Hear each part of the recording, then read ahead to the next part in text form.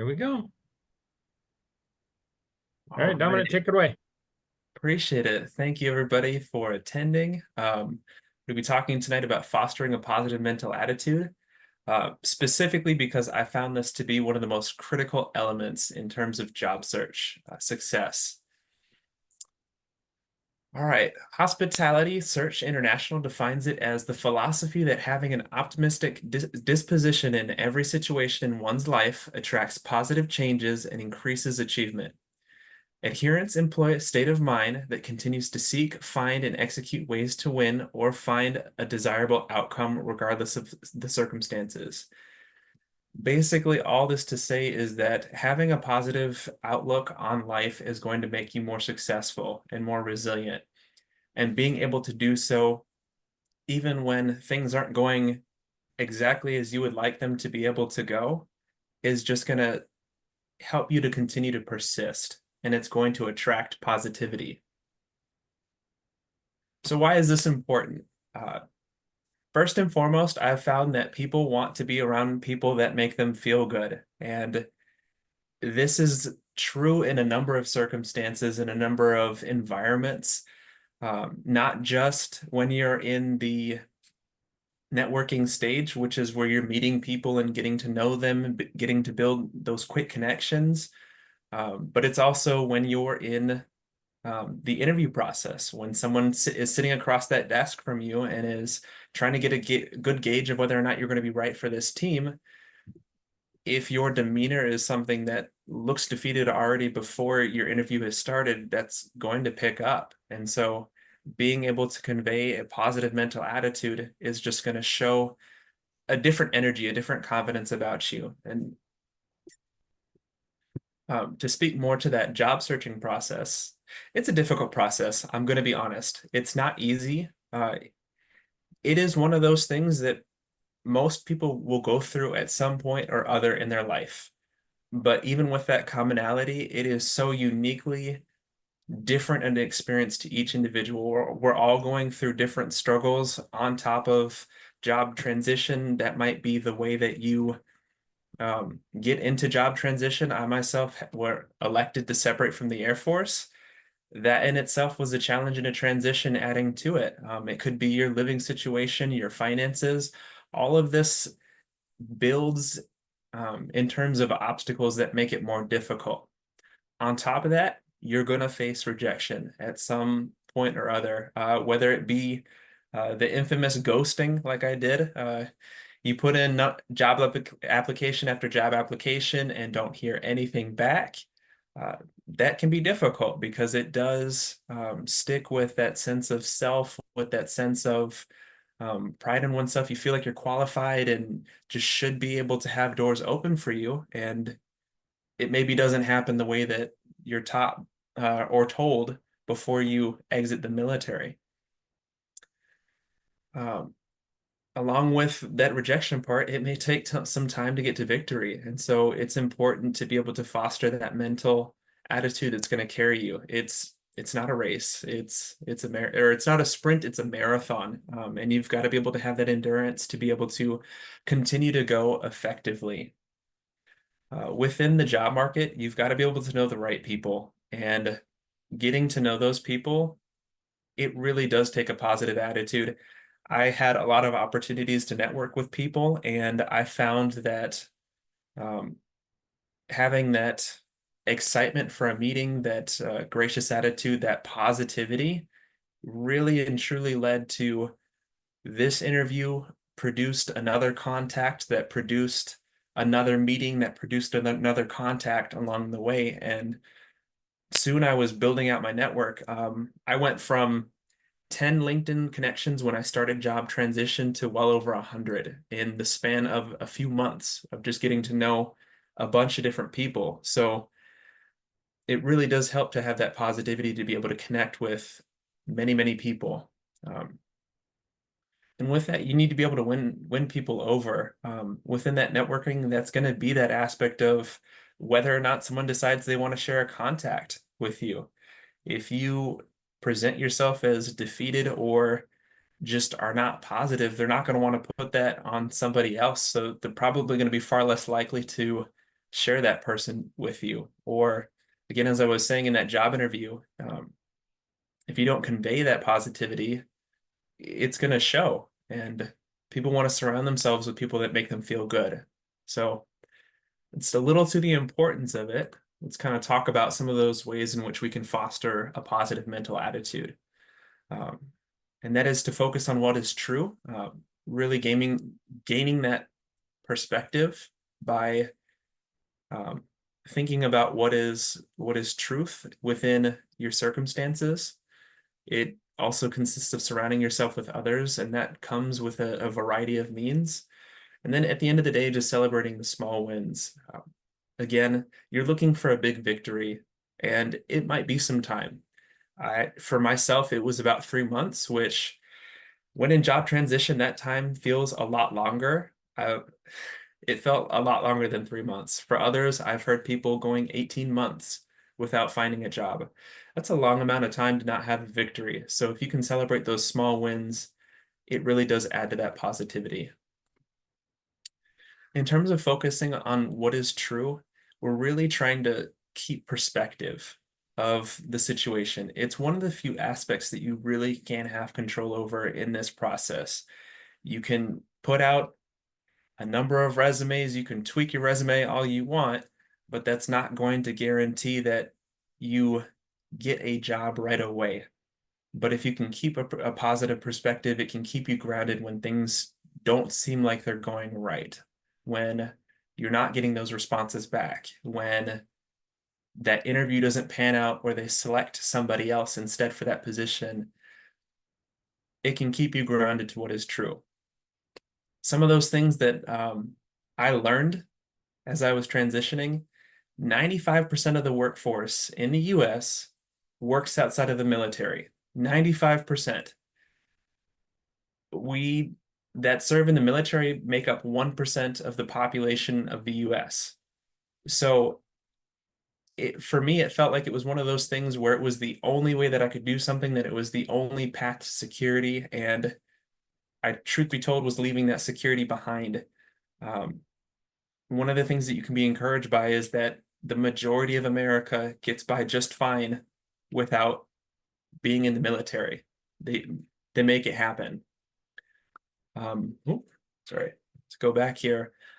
Another aspect that I had to reframe on in game perspective is that it's not empty time. It's not a space in between one job and the next. It's an opportunity to both grow and to learn. As Alan will say a lot, you really want to know who you want to serve. And in this time, I really did take that to heart in terms of finding out who I wanted to serve, where I wanted to serve, and under what circumstances. That really was aided by the networking aspect. I had no idea what I wanted to do, or excuse me, I had an idea, but it wasn't the right idea at the start. A lot of military will go in thinking project management is the answer um, on the outside because there are so many elements that everybody will claim are transferable. And that's true, but it doesn't mean that it's the right fit. Um, I even had my degree, my master's in project management. So I was well equipped to be able to do the job. I had done it for 4 years beforehand, and yet I still found that it wasn't right for me. So being able to take this opportunity where I wasn't encumbered by day-to-day activities, by work, by all of those different pressures, it really did give me the opportunity to find out what was going to be, truth be told, the best job for me. Another truth is that you are not alone. This really and truly is a team sport when it comes to job transition.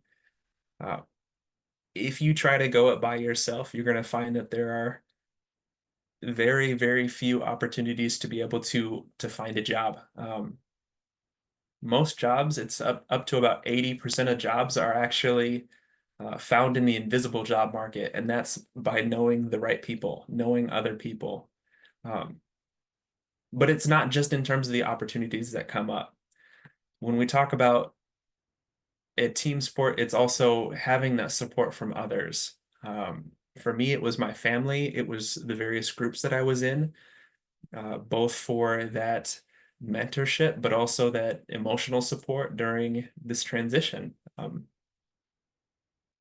And then you also have other resources that are available to you. And I would definitely recommend taking advantage of them. One of the best VA resources that I found was that they set me up with a counselor, Rebecca, who was amazing. She really was a great mentor and a great guide through the process of job transition. And all veterans in the state of Minnesota can have access to one. So I would definitely check that out. There's also great opportunities with the deed to help bolster your prowess in the area, whether you want to gain certifications that are paid for or find those different job boards and opportunities available. It's a great resource. And there are plenty of others that um, I can't all express all up here. But for me, probably one of the greatest things that I had to focus on and was an aspect, and this was regarding my own personal faith. And this was my most prayed prayer during this time, and that is, Abba, I am yours. Uh, Having that spiritual grounding really did keep things into perspective for me in terms of a lot of this stuff felt like it really mattered in a way of importance that it was going to be make or break at all times. And I really couldn't live with that kind of a pressure. Understanding that I had somebody who, at the end of the day, still has my back, still has me, really and truthfully helped me feel comforted that this was going to work out no matter what. And it did. It does. Um, I still pray that prayer now because it's not over. Still have the job, but I still want to do well, and I um, still am His. So that remains to be true. Um, Along with focusing on what is true, you want to surround yourself with positivity. That's going to come from positivity from others in terms of the groups that you're with, the organizations that you serve with. I would highly recommend getting with the group. With the Wooddale Church, we had this prayer time that I thought was really, really cool, very transformative in terms of everybody in the group was in job transition and we were all praying together and sharing the different aspects of our own journeys, whether it was the wins or the losses. And it really got me to focus less on myself and focus more on others during this time that can be so focused. Why am I not getting the job? When am I going to be successful? When am I? You get stuck in this pattern of I that it feels like everything is happening to you rather than this just being a natural part of being in the workforce. And so having those others that you can be around not only normalizes it, but also puts into perspective where you're at and gives you a community that you're bonded with. Along with that, you've got this has been one of my own personal philosophies is you always have enough strength for others.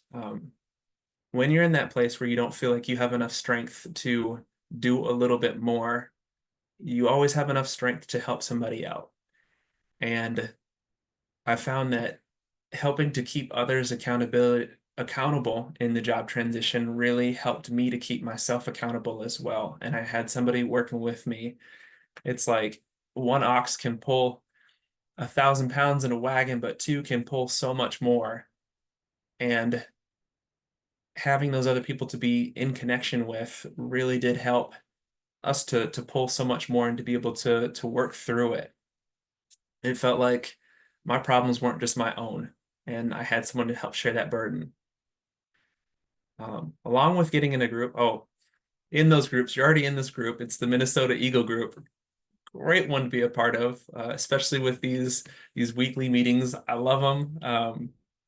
I love the in-person ones as well. It's just a great time to connect with veterans. We just have a different life experience, and so I would highly recommend connecting yourself with those like-minded individuals. It just, we get it differently. That's all I can say about that. Um,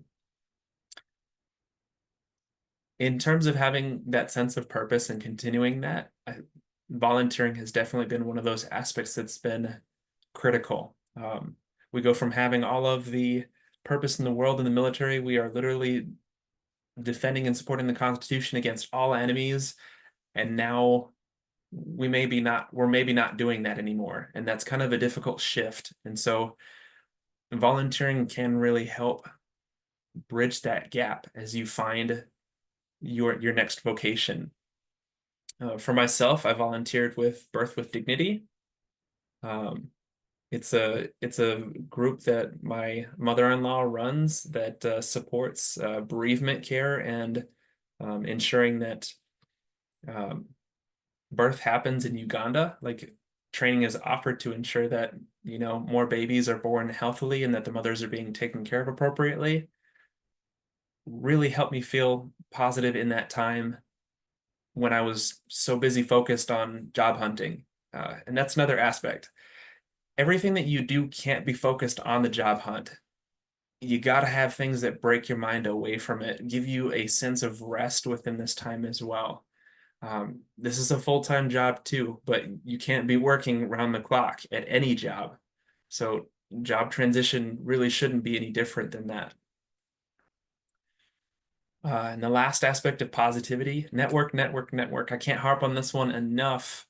Again, it's an invisible job market. You're not going to find opportunities on LinkedIn or other job boards in the same way that you are just going to be talking with people.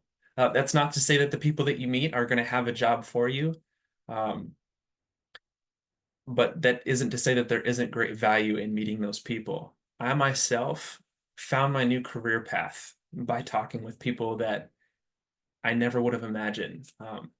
From my church group in Wooddale, from people in the Minnesota Eagle group, I found people that were connections where I'd have one-on-one meetings and really started fleshing out this idea that, maybe I don't have to be a project manager. As Alan was talking about, like, you were an instructor, dude. Like, why would you not continue that? Like, you could definitely tell that I was passionate about that. So why not continue it? So that's what I did. I did a lot of research into this industry of what education would look like in the civilian sector. And I found just the widest span of things. I met with city planners. I met with people that offer consultation services to organizations. I met with the full spectrum of those that are in leadership and development and found out a ton that I wouldn't have known just by looking at a job board.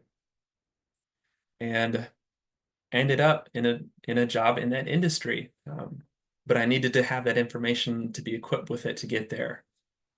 One of the things that I would recommend reading to um, help guide those discussions is a 20-minute networking meeting. Very short read, very engaging, but definitely helped guide conversations in a productive manner and also helped it not be one-sided.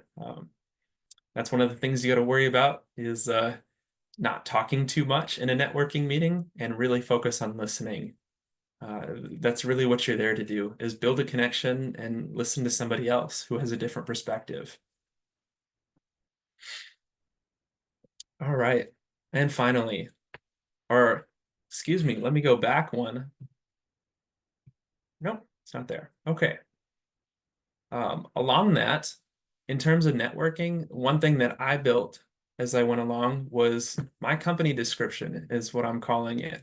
Every company's got a job description for what's going to be the perfect fit for their ideal candidate. So it would only make sense that we've got a company description for what would be an ideal company that would be a great positional fit for us.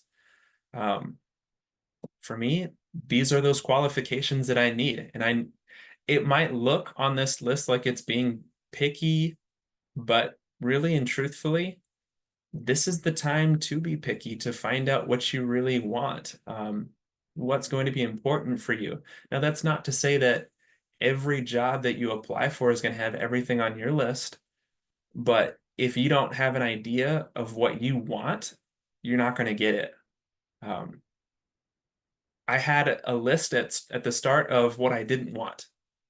And there are a ton of companies that hit those bare minimum metrics, and that's not a great indicator of what a positive company would be. On this one, I was in the job hunt and I found a job that did pay really well, but it didn't hit some of these big ones for me. Like my boss wasn't a good leader, and I mean, it did pay the bills, but I wasn't going to be home for dinner most nights. That's most important for me and my family. If I hadn't known that going in, I might have accepted a position that wouldn't ensure that I'd stay there and continue to work there. And that's ultimately the goal in this is that wherever you go to work, you're going to work there more long term if you can. And lastly, celebrate the small wins. In the morning for me, it starts with making the bed. It's just a small thing you can do. If you haven't seen the video, Make Your Bed, I would highly recommend it. Um, it's just talking about those small wins from the start and how they snowball into bigger wins and bigger successes. And I really felt that, especially on those days where it felt like I really don't have the will or the want to get out there for that next networking meeting or take that next step. And being able to lean on that first win really did help build that energy, build that momentum into the next thing.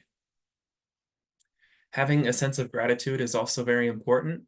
Um, Practicing thank you to others and yourself. Um, Others comes naturally, yourself maybe not, but there are so many times that we do things that are good and we just are on autopilot and forget about it, about how awesome the things that we do really are. Maybe it's just you sent in a job application or you met with a person. It might seem small, but that's what's going to carry you in the meantime before you hit that big victory that you're looking for. So you got to be thankful for yourself and the effort that you're putting in as you go along because it's not always going to be great. And then along with that, when you thank others or show that appreciative attitude, people want to help you when they feel appreciated and when they feel helpful. If I don't feel like I can help somebody, I'm probably going to turn them over to somebody else or just kind of not really have any more communication. When I feel like I can really help somebody and they're just taking everything in, odds are you're going to want to pour out into that person to a greater depth. So if you can convey that as well, that's just it's going to help you. They're going to see that positivity. And much like investing, the small continual thoughts of positivity will have major long-term outcomes. Um, this is one of those things, if it comes less naturally to you, you're going to have to be reprogramming your brain, is really what it is, to train it to consciously or subconsciously make those judgments and decisions. We talk about availability bias, where your brain is making just jump to conclusions to try and make quick decisions instead of processing all the millions of bits of information that we get inundated with very rapidly. And so essentially what that turns into is your subconscious is making judgments and decisions based on the choices that you've already made in the past subconsciously. Um, it eliminates that need to continue to think through things. But if that's a negative thought process, a negative thought cycle, then you can continually carve that path deeper as you go through this process. So it takes some discipline um, as you go along. It takes feeding that wolf of positivity to be able to make it more natural to you, to be able to make it your everyday. Um, Practicing that thanking or making your bed, those little things, bring it into the forefront of your mind. And the longer it is on the forefront of your mind, the easier it is to translate into the back of your mind to where it's subconscious in your actions, subconscious in your thought patterns. Um, and then it's at that point where You know, the negativity isn't the thing that's first and foremost that your brain wants to jump to when you are hit with adversity or troubling situations. All that to say that this is not an easy time period. Uh, that that I know first and foremost, but it doesn't have to be a bad one. That is completely your choice. You have to take control of where your mind is at, that positive mental attitude.